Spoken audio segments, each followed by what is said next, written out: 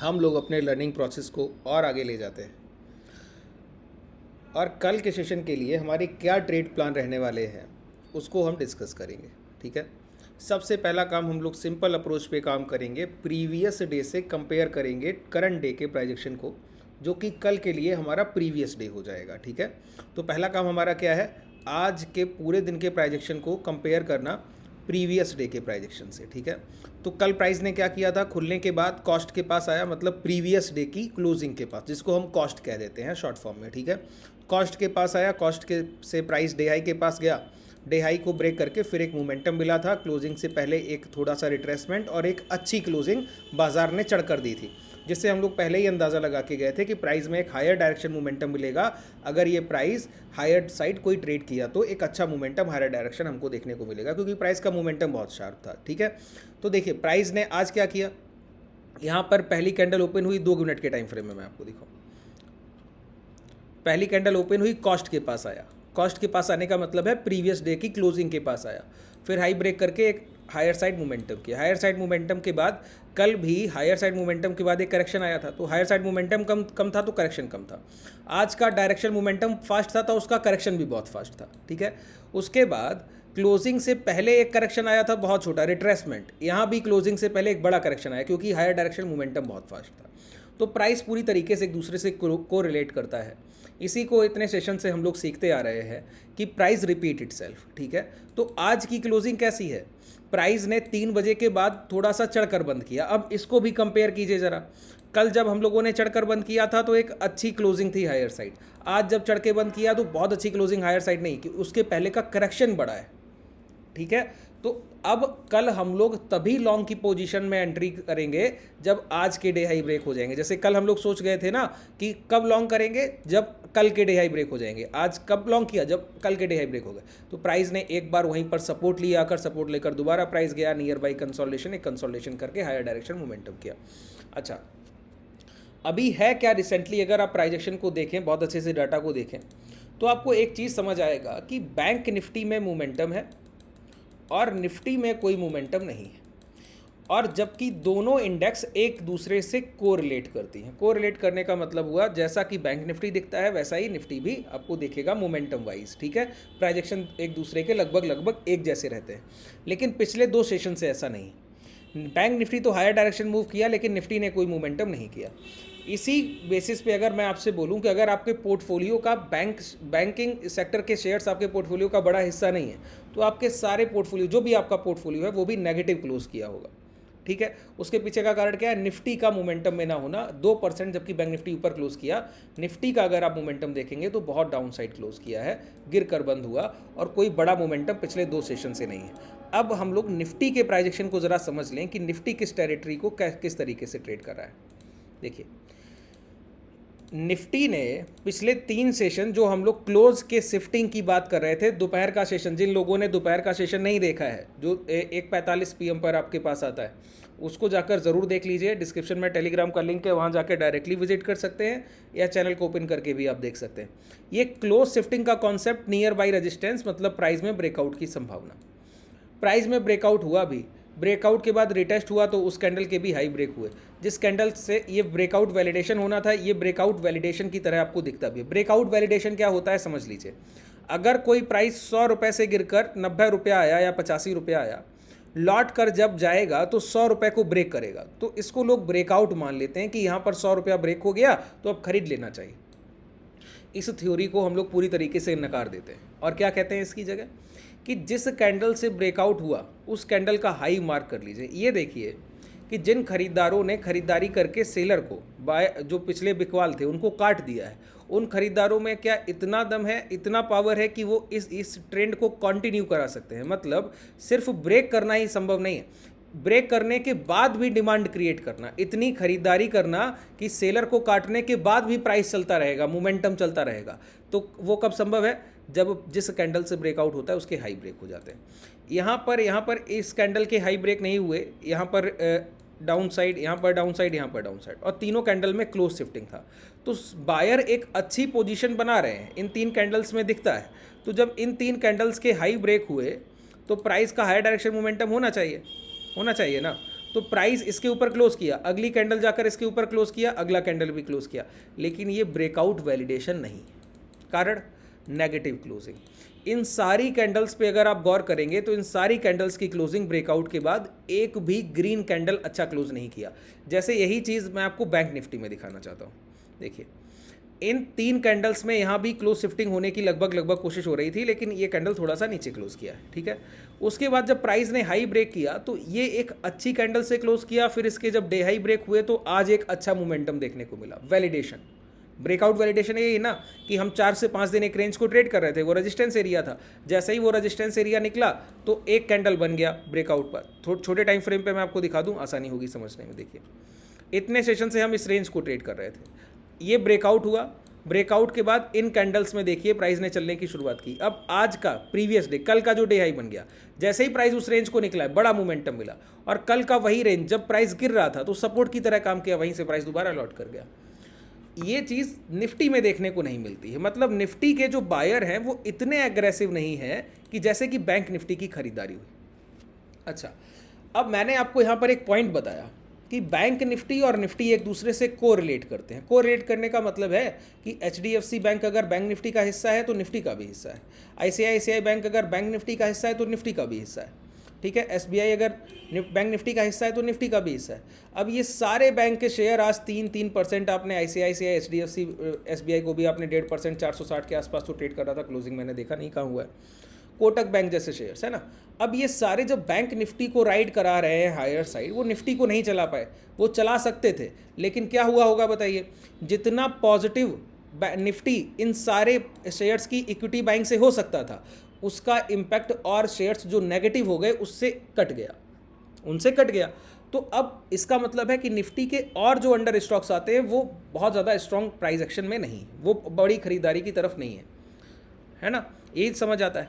तो अब 2 तरीके होते हैं। देखिए बैंक निफ्टी और निफ्टी एक दूसरे को कवर अप करते हैं। किस तरीके से? अगर बैंक निफ्टी पहले चल गया और निफ्टी वहीं पर रह गया तो अब यहाँ से क्या हो सकता है, बैंक निफ्टी दोबारा गिर कर आए और थोड़ा बहुत निफ्टी चल कर जाए, दोनों एक दूसरे को बैलेंस कर लेंगे। दूसरा तरीका, बैंक निफ्टी अब यहीं पर कंसोलिडेशन करे और निफ्टी चल कर जाए। तीसरा तरीका, निफ्टी यहीं पर रुका रहे और बैंक निफ्टी ही पूरा गिर कर आए। तो इसमें से किसी भी तरीके से हो, एक इंडेक्स दूसरे को बैलेंस करता ही करता है। ये दोनों इंडेक्स ऐसा ही है कि एक चल जाए दूसरा ना चले, ऐसा बहुत रेयर केस होता है। अगर मैं यहाँ पर आपको प्राइजेक्शन दिखा दूँ ना, तो ये पूरा ये इतने सेशंस देखिएगा, 1 2 3 4 5 सेशंस, ये निफ्टी का प्राइजेक्शन है और ये बैंक निफ्टी का प्राइजेक्शन है 5 सेशंस का, लगभग एक जैसा है। देखिए ये 5 सेशन देख लीजिए, 1 2 3 4 5, और ये निफ्टी का प्राइजेक्शन है 1 2 3 4, लगभग एक जैसा है। अगले 3 सेशन का प्राइजेक्शन 4 सेशन का देख लीजिए, यहाँ पे अगले 3-4 सेशन का प्राइजेक्शन ये देख लीजिए, एक जैसा है। अब ये अनबैलेंस हो गया। क्या हुआ? बैंक निफ्टी ने अपने हाई लगा दिए 52,000 के, एक बड़ा मोमेंटम दे दिया, लेकिन निफ्टी ने इन सेशंस में भी मोमेंटम देने की कोशिश तो की लेकिन चल नहीं पाए। ये यहाँ पर 43,400 के वैसे ही हाई लगे थे, आप 500 की आज की क्लोजिंग है। तो अब क्या हो सकता है ये हमको देखना होगा। क्या देखना होगा कि कल के लिए क्या हो सकता है। तो कल के लिए मैं आपको बता दूं, सबसे पहले हम प्रीवियस डे से चीज़ों को रिलेट करेंगे। अब ये चीज़ें थोड़ा सा इन डेप्थ हो रही हैं, चीज़ें आपको समझने में लोगों को लगेगा कि आसान नहीं है। लास्ट तक, एंड तक सेशन को देखना है, एक एक पॉइंट कनेक्ट कर दूंगा जाकर वहीं पर, है ना, और समरी में बता दूंगा कि क्या क्या हम लोगों ने सीखा है। तो एंड तक पूरा सेशन को देखिए, समझिए। यहाँ पर आज के डे हाई क्या लग गए बताइए? 23,660। आज की निफ्टी की क्लोजिंग कैसी दिखती है बताइए? नेगेटिव। प्राइस गिर कर बंद हुआ है, चलकर नहीं बंद हुआ, सिर्फ एक कैंडल बना था, उसके बाद प्राइस चल नहीं पाया।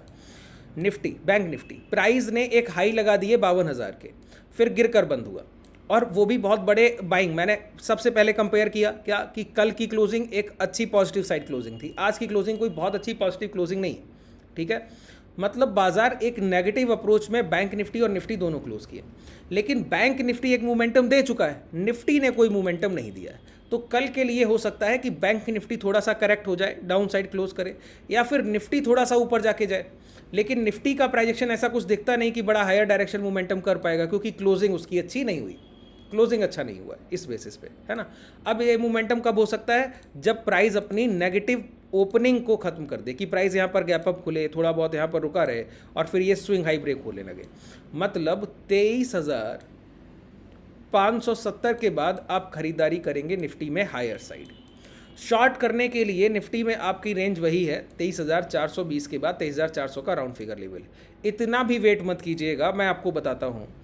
अगर सपोर्ट शिफ्टिंग समझते हैं ना, प्राइस में पिछली बार यहाँ पे खरीदारी हुई, अगली बार ये बायर्स यहीं पे खरीद ले गए, तीसरी बार यहाँ पे खरीद ले गए। तो अगर ये last 2 consecutive swing low break हो जाए, एक ये तो ब्रेक ही होते हुए दिख रहा था, हो नहीं पाया, इसके बाद ये दिख रहा है, तो कल के सेशन में कभी भी प्राइस थोड़ा सा गैप अप करने के बाद निफ्टी को 23,480 के नीचे ट्रेड करता हुआ मिले, शॉर्ट कर दीजिएगा, आपका एक डायरेक्शन मोमेंटम लोअर साइड मिल जाएगा। यही बैंक निफ्टी के साथ है। बैंक निफ्टी में क्या है, अगर एक बार भी प्राइस 51,000 को ब्रेक करते हुए डाउन साइड मोमेंटम करे तो 51,000 के बाद शॉर्ट सेलिंग का मौका मिलेगा, जो प्राइस को ड्राइव कर रहेगा 51,000, 200-250 पॉइंट का, क्योंकि हम लोग अब ट्रेंड में हैं, तो अब ट्रेंड के प्राइस में बड़ा करेक्शन नहीं मिलता है। हाँ, अगर 50-500 ब्रेक हो गया तो डाउन साइड मोमेंटम बहुत शार्प हो जाएगा। अगर 50-500 ब्रेक हो गया फिर बहुत तेजी से गिरावट होगी। ठीक है, तो इन पॉइंट्स को ध्यान रखना है। क्या क्या की लेवल क्या है बताइए। आज के डे हाई के बाद लॉन्ग की पोजीशंस बनेंगी और शॉर्ट करने के लिए 51,000 का प्राइस है। इसका मतलब है 51,000 और 52,000 की रेंज नो ट्रेडिंग रेंज है। ये एक सेलर डे हो जाएगा अगर प्राइस इस रेंज में रह गया। बायर्स क्या कर सकते हैं, सपोर्ट और रेजिस्टेंस को मात्र ट्रेड कर सकते हैं, इसके अलावा कुछ नहीं। सपोर्ट रेजिस्टेंस का मतलब हुआ इंट्राडे में जो भी स्विंग हाई लग जाएगा उसके पास प्राइस पहुंचे तो शॉर्ट कीजिए, इंट्राडे में जो स्विंग लो लग गया उसके पास प्राइस पहुंचे तो लॉन्ग कीजिए। ये सपोर्ट रेजिस्टेंस को ट्रेड करना होता है। जैसे प्राइस यहाँ पे गिरावट कर रहा था तो अब ये रेंज को में ट्रेड कर रहा है, गिरावट कर रहा है, अपने लास्ट स्विंग लो ब्रेक किया सिर्फ, तो आप सपोर्ट के पास पहुंच गए, सपोर्ट के पास पहुंचे तो छोटी सी खरीदारी आपको दिख गई। ये सपोर्ट और रेजिस्टेंस को ट्रेड करना होगा। ठीक है, तो इंट्राडे में जब प्राइस 51-52,000 की रेंज को ट्रेड करे तो सिर्फ आप सपोर्ट रेजिस्टेंस को ट्रेड करेंगे, मतलब छोटे टारगेट और छोटे एसएल।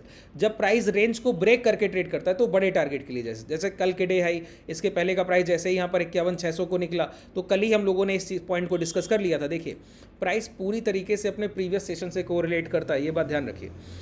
कल जब प्राइस 50,100 को निकला था तो उसको 50,250 को ब्रेक करने में कोई बहुत तकलीफ नहीं, बहुत आसानी से ब्रेक किया था। कल इस पॉइंट को हम लोगों ने डिस्कस किया था, है ना, कि 50,100 को जब बाजार निकल गया वही उसके लिए बड़ा रेजिस्टेंस है। तो 50,200 एक जो सब बड़ा रेजिस्टेंस प्राइस पे दिख रहा है उसको प्राइस को ब्रेक करने में आसानी हुई, बहुत आसानी से ब्रेक कर दिया। वही आज देखने को मिला जब प्राइस ने डे हाई मॉर्निंग में निकाल दिए तो 50,700 जो सबसे बड़ी रेंज थी, मैं आपको दिखाऊं आवरली टाइम फ्रेम, 50,700 ये ओपन इक्वल टू हाई का कैंडल, ये प्राइस 640 650, इसको मैं मार्क कर दूं यहाँ पर, ये रेंज।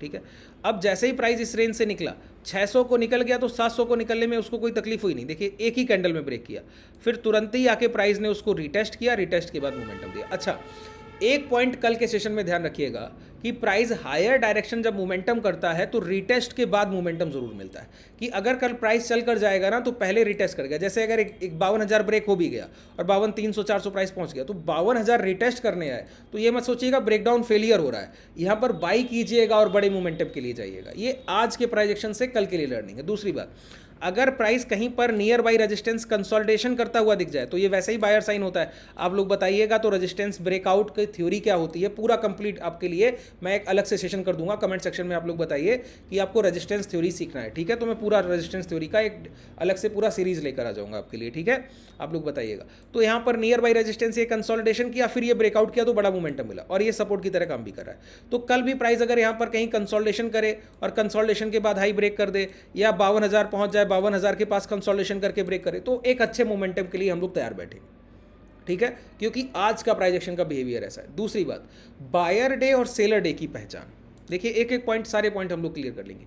बायर डे और सेलर डे की पहचान, अगर विक्स पॉजिटिव ट्रेड कर रहा है तो बायर डे, जैसे अगर आज का विक्स देखे तो 6% ऊपर क्लोज किया, दोपहर के सेशन में भी ये पॉइंट हम लोगों ने डिस्कस किया था। दूसरी बात, इंट्राडे में अभी तक हम लोग सिर्फ मॉर्निंग में बायर्स टाइम देख रहे थे, आज हमको 12 बजे के बाद 1 बजे के बाद भी एक बायर्स मोमेंटम देखने को मिला। हालांकि आज एक्सपायरी थी, इस वजह से भी हुआ, है ना, बैंक निफ्टी का एक्सपायरी था।